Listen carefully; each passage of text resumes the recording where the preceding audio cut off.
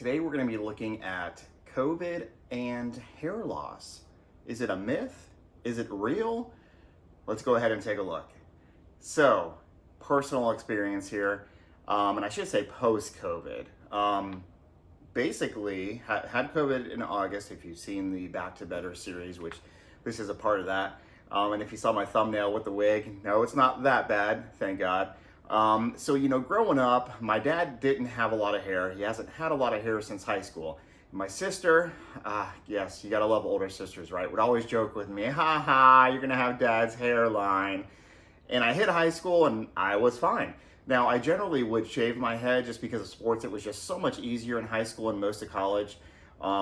So that's how I basically had my hair, was shaved and somewhat, lower like this.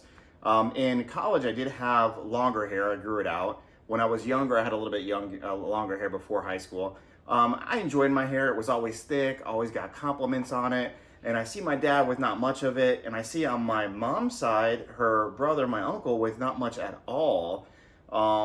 Both grandpas on my dad's side, not that much on my mom's side, a full head of hair. So I didn't know. And they say that the son takes after the mom's side of the family. So I saw my uncle, again, my mom's brother, and I'm like, oh man, I'm done. But thankfully I had all my hair. Now, October, a couple months after I had COVID, I generally wash my hair gel out in the sink and do the shower in the morning. So I don't like to go to bed with hair gel in. So I'm washing it out. And I just see a lot of hair, more so than usual. And I'm like, man. And this just continues for like 3-4 weeks. I finally tell my wife, she researches and she goes, yeah, it's actually a post-COVID symptom, hair loss. And I'm like, oh no, like how much is this gonna continue? Does it keep going? And she's like, we need to add biotin to your vitamin regimen. So here we have biotin, 10,000 micrograms per soft gel, hair, skin, nail, and health. And most folks do know about this. And also she mentioned that COVID depletes your vitamin D. So I was already taking vitamin D, thankfully, but it did say that too, to promote hair growth. Vitamin D will help with that also. So this I was already taking with the vitamins I was taking before, which if you've seen that video, I go into depth on what I was taking and still am, by the way.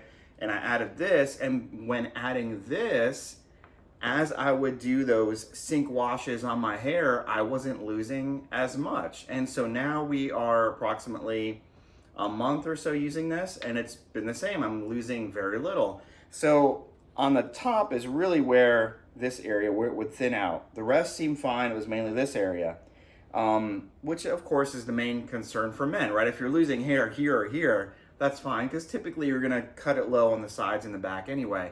So this area here is where I was losing the most, and that was the most concern. And now if we look at it, it's not as bad as it was, and I don't have any photos or anything to show that, but it is indeed better.